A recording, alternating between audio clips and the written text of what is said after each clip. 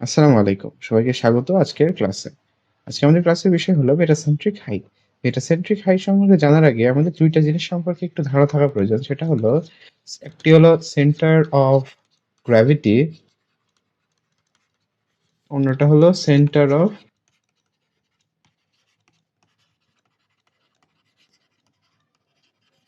সহজ ভাষায় বলতে গেলে সেন্টার অফ গ্র্যাভিটি হলো যেকোনো একটা বস্তুর মধ্যে এমন একটা হাইপোথেটিক্যাল পয়েন্ট, যেই পয়েন্টে আসলে তার ওয়েটটা কাজ করছে। মানে যেমন এইটা যদি একটা বক্স হয়, এই বক্সের যে একটা ওয়েট থাকবে সেটা হয়তো হতে পারে ১০০ নিউটন।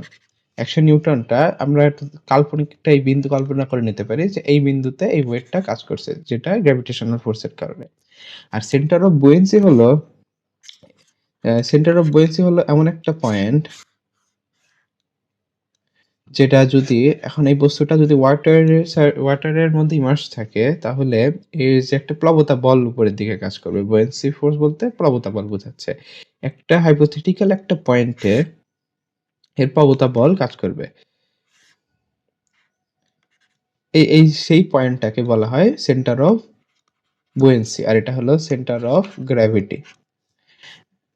যেমন এই এই সেন্টার অফ বুয়েন্সি আর সেন্টার অফ গ্র্যাভিটি, এক্ষেত্রে যদি আমি বলি যে এই বস্তুটা যদি একটা ইউনিফর্ম ডেন্সিটির এবং ইউনিফর্ম থিকনেসের হয়, তাহলে এটার যদি হাইটটা যদি এইচ হয়, তার মানে এই centre of buoyancy, centre of গ্র্যাভিটির যে হাইট হবে টপ সারফেস বা বটম সারফেস থেকে, সেটা হচ্ছে h/2।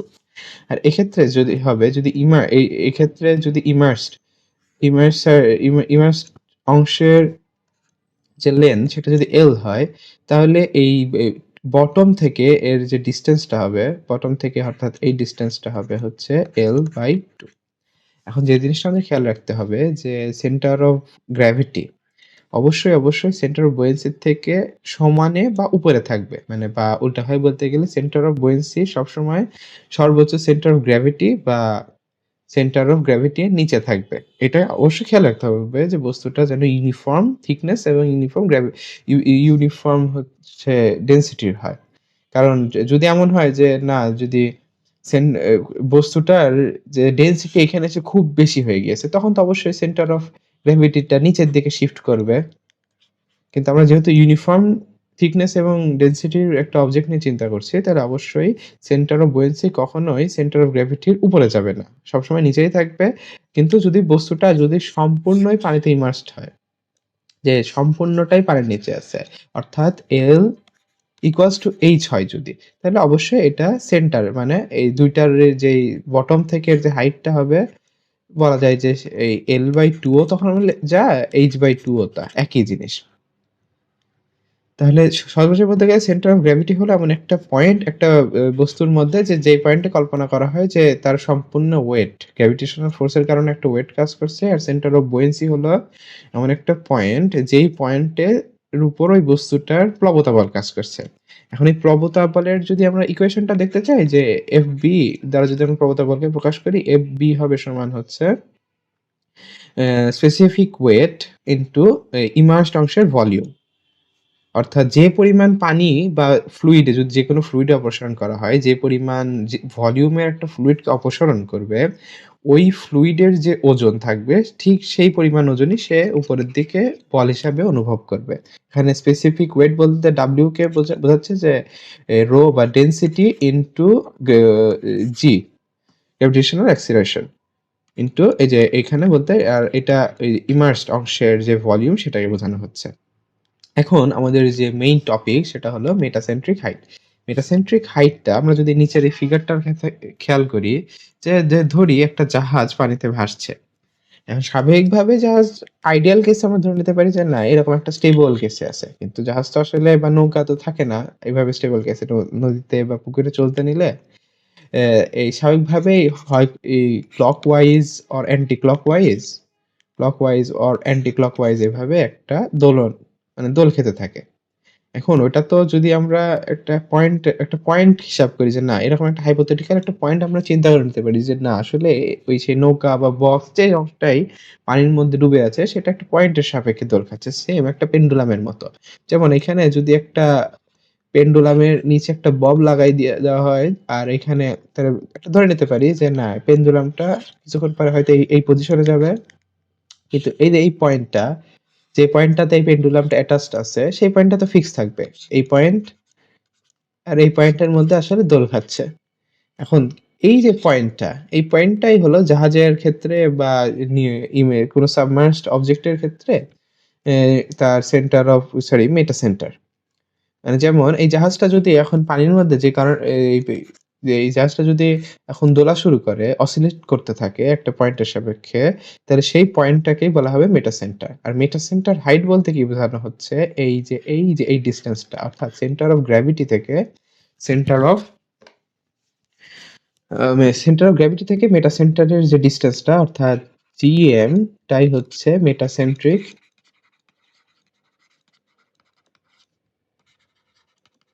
হাইট।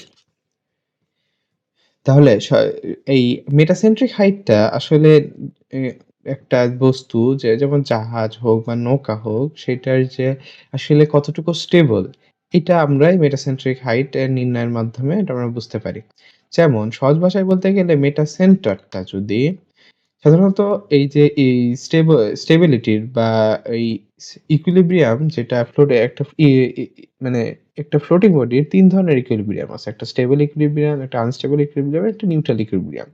আনস্টেবল ইকুইলিব্রিয়ামে স্বাভাবিকভাবে জাহাজটা বা নৌকাটা ওটা হচ্ছে হয়তো পানিতে ঘুরতে ওটা ডুবে যাবে। একটা ক্লকওয়াইজ বা অ্যান্টি ক্লকওয়াইজ রোটেশন দিয়ে ডুবে যাবে। এটা আমাদের মূলত মেটাসেন্ট্রিক হাইটটা আমরা আসলে নির্ণয় করা হয় যেকোনো জাহাজ বা নৌকা তৈরির ক্ষেত্রে আসলে আমরা সেটাকে পানিতে না নামিয়ে বুঝে ফেলতে পারি যে সেটা আসলে কতটুকু স্টেবল বা পানি থেকে আদৌ সেটা কি ভাসবে কিনা। এখন যেটা খেয়াল করতে হবে যে মেটাসেন্ট্রিক হাইটটা আসলে কিভাবে নির্দেশ করে যে আমাদের জাহাজটা বা নৌকাটা কতটুকু স্টেবল বা আনস্টেবল। এখন তার মধ্যে যে এই স্টেবিলিটির যে ৩ টা ফর্ম আছে যে একটা মানে ইকুইলিব্রিয়াম এর যে ৩ টা ফর্ম আছে একটা স্টেবল, একটা আনস্টেবল আর একটা নিউট্রাল। আনস্টেবল এ জাহাজটা পড়ে যাবে। আর স্টেবল এর মধ্যে সেটা হচ্ছে একবার যেরকম হয়তো ডান দিকে রোটেট করবে, রোটেট করে আবার হচ্ছে ফিরে আসবে এদিকে। মানে পড়ে যাবে না। একটু কাত হবে আবার সোজা হতে অটোমেটিক্যালি চলে আসবে। আর আরেকটা আছে যে যেটা যে নিউট্রাল যেটা, নিউট্রাল ইকুইলিব্রিয়াম যেটা সেটাতে হয়তো জাহাজটা কাত হবে এরকমভাবে এই যে অনেকটা এটার মতো বা এই ছবিটার মতো একটু কাত হবে। কাত হয়ে এই কাত অবস্থাতেই থেকে যাবে। জাহাজটা আর একা সোজা হবে না। মানে যে এরকম স্টেবল হবে না। আরেকটা আছে যেটা আনস্টেবল সেটা হয়তো কাত হতে জাহাজটা উল্টে যাবে। এখন আমরা মেটাসেন্ট্রিক হাইটটা যদি এই সেন্টার অফ গ্র্যাভিটি এর উপরে থাকে তাহলে অবশ্যই সেই জাহাজটা বা নৌকাটা বা অবজেক্টটা স্টেবল হবে। কেন হচ্ছে আমরা যদি একটু লক্ষ্য করি এই ফিগারটা যদি তাকাই যেখানে আসলে স্টেবল আছে। এখন এই স্টেবলটা হচ্ছে সেন্টার অফ বুয়েন্সি আমরা ইতিমধ্যে জেনেছি যে সেন্টার অফ বুয়েন্সি হলো সেই পয়েন্টে যে পয়েন্টে আসলে তার যে এই প্লবতা বল বা বুয়েন্সি ফোর্সটা কাজ করে। এখন আমরা যদি এই বস্তুটাকে এমন একটা বস্তু এই জাহাজটাকে এরকম একটা বস্তু তুলনা করে নেই। এখন চিন্তা করি যে না এটা হচ্ছে সেন্টার অফ বুয়েন্সির একটা পয়েন্ট আর এটা হচ্ছে সেন্টার অফ গ্র্যাভিটির একটা পয়েন্ট। এখন সেন্টার অফ বুয়েন্সিটা যদি স্বাভাবিকভাবেই ডানে সরে যাচ্ছে যখন এটা কাত হয়ে যাচ্ছে ডান দিকে। কেন সরে যাচ্ছে একটু যদি আমরা খেয়াল করি যে আগে যখন স্টেবল পজিশনে ছিল আমরা যদি একটু এই এই স্টেবল পজিশনে ছিল তখন হয়তো থেকে যখন একটু ক্লকওয়াইজ ভাবে একটু জাহাজটা ঘুরতে নিল তখন কি হলো যে আগে এই অংশটা হয়তো পানির উপরে ছিল কিন্তু ওইটা পানির নিচে চলে গিয়েছে আর এই অংশটা হয়তো আগে পানির নিচে ছিল। এই অংশটা পানির নিচে ছিল। এটা এখন যেহেতু ডান দিকে হেলে গিয়েছে, তার ফলে হবে কি? এই অংশটা এখন পানির উপরে উঠে গিয়েছে। যার ফলে যদি আমরা এরকম একটা অ্যাক্সিস কল্পনা করে নেই যে এরকম একটা অ্যাক্সিস ছিল আগে। কারণ এই অ্যাক্সিস এর সাপেক্ষেই তো ২ সাইডে সিমেট্রি আছে, সাদৃশ্য আছে। এখন এই সিমেট্রি থাকার ফলে যখন এটা রাইট সাইডে হেলে গেল, তখন এই সাইডে পানিকে পানিতে নিমজ্জিত অংশের ভলিউমটা বেশি। আর আমরা যদি এই যে এইখানে আমরা খেয়াল করেছি যে এটা এই বুয়েন্সি ফোর্সটা ভলিউমের নিমজ্জিত অংশের ভলিউমের উপর নির্ভর করে। এখন ডান দিকে যেহেতু নিমজ্জিত অংশের ভলিউমটা বেশি, তাহলে অবশ্যই এই দিক বরাবর যে বুয়েন্সি ফোর্সটা হবে ওইটা অবশ্যই বেশি হবে। ঠিক একইভাবে যেরকম যে যদি এরকম একটা বস্তু হয় যে এটা ইউনিফর্ম ডেনসিটির না। এখন এইদিকে যদি ডেনসিটিটা বেশি হয় মানে এইদিকের ওজনটা বেশি যদি হয় অবশ্যই সেন্টার অফ গ্র্যাভিটি বা সেন্টার অফ মাস তো ডান দিকে শিফট করবে। সেম একইভাবে যেহেতু এই ডান দিকে প্লবতা বলটা বেশি যাচ্ছে, যার ফলে অবশ্যই সেন্টার অফ বুয়েন্সিটাও ডান দিকে শিফট করবে লেফট সাইড থেকে। এখন বস্তুটা যদি আরেকটা যে জিনিসটা যে মেটা সেন্টারটার পয়েন্টটা আমরা কিভাবে ডিটারমাইন করব? মেটা সেন্টার পয়েন্টটা ডিটারমাইন করব স্টেবল কন্ডিশনের থেকে যখন আসলে ডান দিকে বা বাম দিকে যাবে তখনই একমাত্র আমরা মেটা সেন্টার পাচ্ছি। কারণ স্টেবল কা কন্ডিশনে তো আমাদের কোনো অসিলেশন নাই। সেটা তো আর দোল খাচ্ছে না। এখন যখন স্টেবল কন্ডিশনের থেকে বাইরে গেল তখন হয়তো ডানে বামে দোলা শুরু করলো। তখন স্বাভাবিকভাবে এটা যেরকম ক্লকওয়াইজ ডিরেকশনে ঘুরছে। যার ফলে মেটা সেন্টারটা রাইট সাইডে শিফট করেছে। এখন আমরা যেটা করব, আমরা যদি একটু এই যে এই ইমেজটার দিকে লক্ষ্য করি, পাশের এই ইমেজটার দিকে লক্ষ্য করি যে না আ আসলে এ এ যদি এটা দেখি আমরা, হ্যাঁ, এটা দেখি। আসলে অবজেক্টটা আগে হয়তো এরকমভাবে ছিল। আর হওয়ার পরে এরপর ডান দিকে হেলে গিয়েছে। এরকমভাবে এটা হেলে গিয়েছে। এখন হেলে যাওয়ার ফলে যেটা হচ্ছে, এটা একটা থিটা বা খুবই একটা ছোট কোনো একটা এটা সরে গিয়েছে। এখন আমরা এই বস্তুটাকে রেফারেন্স ধরে আমরা ধরি মানে এমন আছে না যে আমাদের মাথাটাকে ডান দিকে বাঁকিয়ে নেই। যার ফলে আমাদের ওয়াটার সারফেসটাই মনে হবে যে না আসলে বেঁকে গেছে। মানে ওয়াটার সারফেসটাকে আমরা বাঁকা ধরি, বস্তুটাকেই হয়তো সোজা ধরে নেই। মানে আমাদের জাস্ট হিসাবের বা বোঝার সুবিধার্থে। মানে বিষয়টা আসলে হচ্ছে কিন্তু এরকম যে না, এটা বর্তমানে নতুন যে ওয়াটার সারফেস আমাদের কাল্পনিক একটা ওয়াটার সারফেস তুলনা করে নিচ্ছে যে বস্তু বাঁকেনি, ওয়াটার সারফেসটাই বেঁকে গিয়েছে। যার ফলে আমাদের যে জিনিসটা হবে যে এইটার প্যারালালি, কারণ আমরা তো জানি বুয়েন্সি ফোর্সটা ওয়াটার সারফেসের প্যারালালি কাজ করে। তার মানে নতুন যে বুয়েন্সি সেন্টার অফ বুয়েন্সি যে পয়েন্টটা আছে, ওয়াটার সারফেসের প্যারালালি একটা লাইন টানলাম আর ঠিক এই পারপেন্ডিকুলার একটা লাইন টেনে দিলাম। এখন এই লাইনটা আগের যে সেন্টার অফ বুয়েন্সি আর সেন্টার অফ গ্র্যাভিটির গ্রামী যে লাইনটাকে যে পয়েন্টে সেট করে সেই পয়েন্টে আমরা মেটা সেন্টার পয়েন্টটা পেয়ে যাব। মেটা সেন্টারটা আমরা পেয়ে যাব। অর্থাৎ ওয়াটার সারফেসটা এই অবস্থায় আছে। কারণ আমরা ধরে নিয়েছি যে বস্তু হেলেনি, জাস্ট সুবিধার্থে। আমাদের বোঝার সুবিধার্থে যে ওয়াটার সারফেসটাই আসলে হেলে গিয়েছে, বস্তুটা স্টেবল সোজাই আছে। এখন তাহলে সেন্টার অফ বুয়েন্সিটা ডানের দিকে শিফট করবে এবং এই আমরা যদি ওয়াটার সারফেসের প্যারালালি একটা অ্যাক্সিস চিন্তা করে নিয়ে একটা পারপেন্ডিকুলার লাইন টানি। কারণ কি? বুয়েন্সি ফোর্স সবসময় ওয়াটার সারফেসের সাথে পারপেন্ডিকুলারলি কাজ করে। যেমন একটা বক্স আমরা এখানে হয়তো পানিতে ডুবিয়েছি, অবশ্যই বুয়েন্সি ফোর্সটা তো লম্বালম্বি উপরের দিকে কাজ করবে।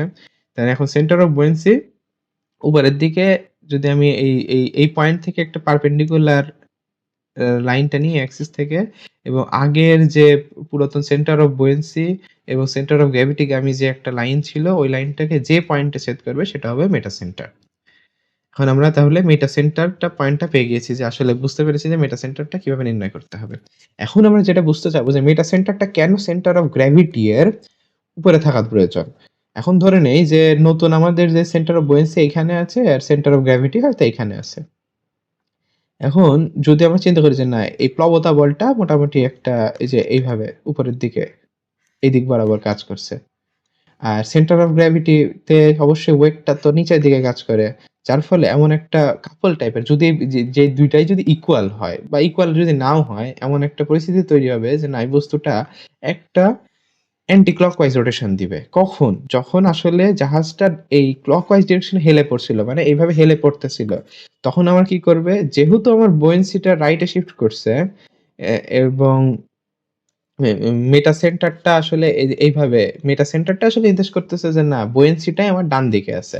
কারণ এই যে রাইট এ আমরা যে শিফট করছে, যার ফলে কি আল্টিমেটলি এইদিকে পড়ে যাওয়া জাহাজের একটা রেস্টোরিং ফোর্স কাজ করবে। যার ফলে এটা আবার অ্যান্টি ক্লকওয়াইজ ডিরেকশনে ঘোরা শুরু করবে। যার ফলে আমার জাহাজটা একটা স্টেবল কন্ডিশনে চলে আসবে। কিন্তু এমন যদি হয় যে এখানে আগে বুয়েন্সি ছিল, এখানে সেন্টার অফ গ্র্যাভিটি ছিল। এখন যদি এমন হয় যে না আসলে সেন্টার অফ গ্র্যাভিটি আমার রাইট সাইডে আছে আর সেন্টার অফ বুয়েন্সি লেফট সাইডে আছে। কারণ আমরা তো বুঝতে পারতেছি। এরকম যেখানে আনস্টেবল কন্ডিশন যেটা। এই যে এই ফিগার এটা যদি আমি দেখতে চাই যে সেন্টার অফ গ্র্যাভিটি আমার রাইট সাইডে আছে আর সেন্টার অফ বুয়েন্সি আমার লেফট সাইডে আছে। আর বুয়েন্সি তো অবশ্যই সবসময় উপরের দিকে কাজ করবে। আর সেন্টার অফ গ্র্যাভিটি তো হচ্ছে নিচের দিকে কাজ করবে। অর্থাৎ জাহাজটা আমার আগেও ক্লকওয়াইজ ডিরেকশন হেলে পড়ছিল, আর এটার কারণেও এই ফোর্সটা এইদিকে ঘোরাতে চাবে, এটাও এইদিকে ঘোরাতে চাবে। যার ফলে আরো আমার রাইট সাইডে ঘুরে যাবে। যার ফলে আল্টিমেটলি জাহাজটা আরো হেলতে উল্টে যাবে। যেটা আনস্টেবল কন্ডিশনে হয়। তার মানে আমরা বুঝতে পারতেছি কেন আমাদের মেটা সেন্টারটা সেন্টার অফ গ্র্যাভিটি এর উপরে থাকা প্রয়োজন। এখানে ওয়েটটা আর উপরের দিকে আমাদের যেটা ফোর্সটা কাজ করছে। এখন যে মেটা সেন্টার বা মেটাসেন্ট্রিক হাইটটা আমরা যেটা মেজারমেন্টের যে ফর্মুলাটা সেটা আমরা বুঝবো যে আসলে আমরা কিভাবে মেটা সেন্টার হাইটটা আমরা মেজার করতে পারবো। মেটা সেন্টার হাইটটা বলেছিলাম সেন্টার অফ গ্র্যাভিটি থেকে মেটাসেন্ট্রিক হাইটের যে লেন্থটা মানে জিএম। তার মানে আমরা যদি কোনোভাবে ওই বিএম অর্থাৎ সেন্টার অফ বুয়েন্সি থেকে মেটা সেন্টার মানে এইটুকুর হাইটটা মানে বিএমটা আর এই বিজি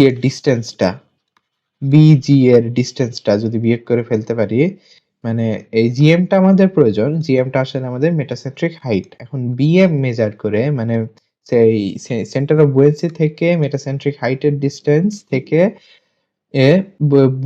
সেন্টার অফ বুয়েন্সি থেকে সেন্টার অফ গ্র্যাভিটির লেন্থটা যদি আমরা বিয়োগ করে দিতে পারি তাহলে আমরা মেটাসেন্ট্রিক হাইটটা পেয়ে যাব। তাহলে এখানে আমাদের বিএম নির্ণয়ের একটা সূত্র আছে। বিএম নির্ণয়ের সূত্রটা হলো moment of inertia divided by যে সাবমার্জড অংশের ভলিউম।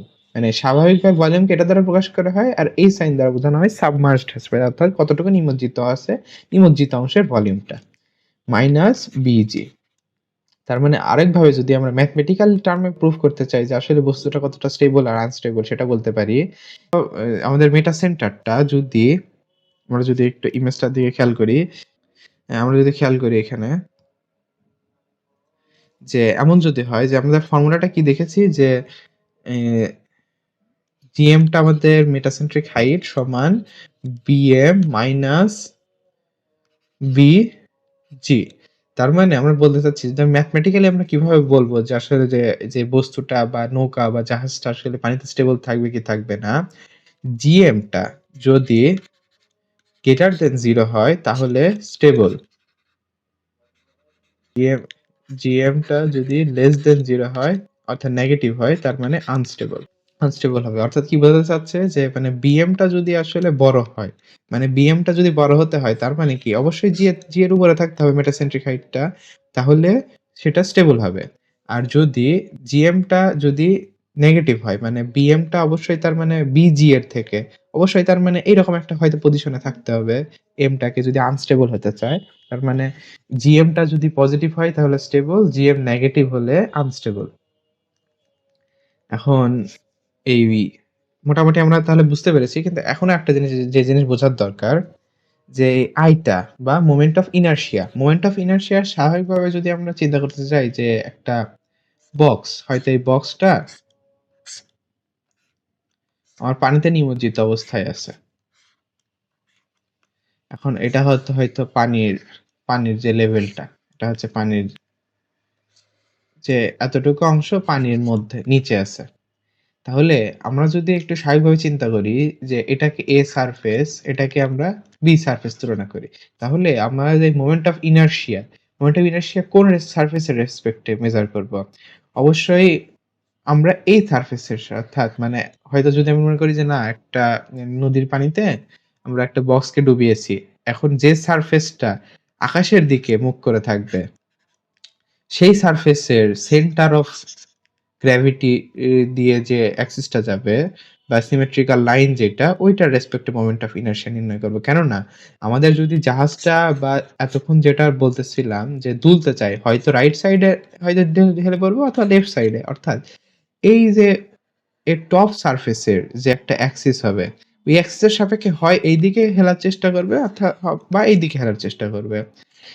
তাই আমরা এই যে টপ সারফেসের যে একটা অ্যাক্সিস সেই অ্যাক্সিসের সাথে সেন্ট্রয়েড সেটা রেসপেক্ট করব। যেমন এই যদি আমাদের একটা বক্স দেওয়া থাকে, লেন্থ দেওয়া আছে এল, ডেপথ দেওয়া আছে হচ্ছে ডি, মানে যতখানি অংশ ডুবে আছে হয়তো এতখানি অংশ ডুবে আছে, আর এর উইডথটা হচ্ছে হয়তো বি। তার মানে এর যে ইনারশিয়া, মোমেন্ট অফ ইনারশিয়া অবশ্যই টপ সারফেসের রেসপেক্টে যাবে। আর আমরা জানি এখন এইটাকেই যদি আমরা সামনাসামনি দেখি হয়তো আমাদের সারফেসটা এরকম দেখাবে। এটা আমরা টপ সারফেস চিন্তা করতেছি। শুরুতে আমরা যেটাকে এ সারফেস চিন্তা করছি, এটা হয়তো এ সারফেসটা। এখন এইটার যদি আমার উইডথটা হয় বি এবং এই যে লেন্থটা হয় এল, আর আমরা জানি যে সেন্ট্রয়েডের রেসপেক্টে সেন্ট্রয়েডাল অ্যাক্সিসের রেসপেক্টে মোমেন্ট অফ ইনারশিয়ার সূত্র হবে বি কিউব ইন্টু এই হরিজন্টাল যে লেন্থ সেটা হচ্ছে এল, অর্থাৎ 1/3 এল বি কিউব। অর্থাৎ আমরা যদি একটা বক্সের সাপেক্ষে নির্ণয় করতে চাই, এই মোমেন্ট অফ ইনারশিয়াটা হবে এরকম, অর্থাৎ টপ সারফেস। আবার সেম একইভাবে যদি একটা সিলিন্ড্রিক্যাল একটা বস্তুকে আমরা যদি ডোবাই, হয়তো একটা সিলিন্ড্রিক্যাল বস্তুকে ডুবাইছি পানির মধ্যে, তার মানেও কিন্তু এই যে এই সিলিন্ড্রিক্যাল এই অবজেক্টটার যে টপ সারফেস যেটা, টপ সারফেসের যে ডায়ামিটার অ্যাক্সিস বরাবর আমরা এই মোমেন্ট অফ ইনারশিয়াটা নির্ণয় করে এখানে বসাবো। আর আমরা স্বাভাবিকভাবে যেহেতু লেন্থ দেওয়া থাকবে বা বোয়েন্সির সূত্র থেকে আমরা জানি যদি আমাদের যে ফ্লুইডের মধ্যে আছে সেটার স্পেসিফিক ওয়েট দেওয়া থাকে, এবং খুব স্বাভাবিকভাবে কতখানি অংশ নিমজ্জিত অবস্থায় আছে সেইখান থেকে আমরা এটা পেয়ে যাব। এই যে ইমার্সড অংশের যে ভলিউম সেটা আমরা পেয়ে যাব। আর সেই সাথে যে বিজিটা কি আমাদের centre of buoyancy, centre of gravity এর যে মধ্যবর্তী ডিসটেন্সটা। মানে এটা যদি একটা ইউনিফর্ম অবজেক্ট হয় তাহলে অবশ্যই এর লেন্থটা হবে হচ্ছে এই ধর হাইটটা এইচ, তার মানে হয়তো এইটুকের যে হাইটটা হবে সেটা হবে হচ্ছে হয়তো হবে h/2। আর যদি এই ইমার্সড অংশের লেন্থ হয় এল, তার মানে হয়তো এইটুক হবে l/2। তার মানে আমরা হয়তো বিজি পেয়ে যাব h/2 মাইনাস l/2। এভাবে আমরা মোটামুটি সব ভ্যালুই পেয়ে যাব। ভ্যালু বসাই দিলে আমরা জিএম এর ভ্যালু পেয়ে যাব, যেটা আমাদের মেটাসেন্ট্রিক হাইট। এই এই পর্যন্ত আমরা মোটামুটি বোঝার চেষ্টা করেছি যে আমরা যদি ফর্মুলাটা যেটা আমাদের আসলে মনে রাখা প্রয়োজন, যে মেটাসেন্ট্রিক হাইট জিএম সমান বিএম মাইনাস বিজি, আর বিএম সমান আই ডিভাইডেড বাই ইমার্সড অংশের ভলিউম। আর বি আর জিএম যদি গ্রেটার দেন 0 হয় দেন স্টেবল, আর জিএম যদি লেস দেন 0 হয় আনস্টেবল। এটাই আমাদের মোটামুটি এই ক্লাসটার সামারি। এখন এটার একটা প্রুফ আছে যে এই ফর্মুলাটা কিভাবে আসলে ডিরাইভ হয়। এখন এই যে যাদের এই ফর্মুলাটা ডেরিভেশন দেখার প্রয়োজন আছে, এর নেক্সট ভিডিওতে হয়তো আমি সেটা ডেরিভেশন দেখাবো। কিন্তু মোটামুটি এই কনসেপ্টটুকু ক্লিয়ার থাকলে আমরা আর হয়তো এই কয়েকটা, যেমন ট্রায়াঙ্গেলের ক্ষেত্রে আসলে মোমেন্ট অফ ইনারশিয়া কি, সার্কেলের ক্ষেত্রে মোমেন্ট অফ, যেরকম ট্রায়াঙ্গেলের এই বেজ অ্যাক্সিস এর সাপেক্ষে 1/12 যদি বেস বি দেওয়া থাকে আর হাইট এইচ দেওয়া থাকে, সেটা হবে হয়তো 1/12 BH3। আবার যদি একটা সার্কেলের মোমেন্ট অফ ইনারশিয়া যদি ডায়ামিটার দেওয়া থাকে, তাহলে ডায়ামিটার অ্যাক্সিস এর রেসপেক্টে হবে π/64। যদি ডায়ামিটার ডি দেওয়া থাকে তার মানে D⁴। এই কয়েকটা জিনিস মনে রাখলেই মোটামুটি হবে। মানে আরো বিভিন্ন অ্যাক্সিস এর সাপেক্ষে মোমেন্ট অফ ইনারশিয়া জানতে হবে। কিন্তু মোটামুটি এই কন্ডিশন থাকলেই আমরা সেন্টার অফ বুয়েন্সি এবং সেন্টার অফ গ্র্যাভিটি নির্ণয় করে আমরা মোটামুটি মেটাসেন্ট্রিক হাইটটা নির্ণয় করতে পারবো, এবং বিষয়টা কি কতটুকু স্টেবল আছে আর আনস্টেবল আছে সেটাও নির্ণয় করতে পারবো। সো যারা প্রুফ দেখতে চায় যে এটার ডেরিভেশন কিভাবে হয়েছে, হয়তো নেক্সট ভিডিওতে আমরা এটা প্রুফ নিয়ে আলোচনা করব।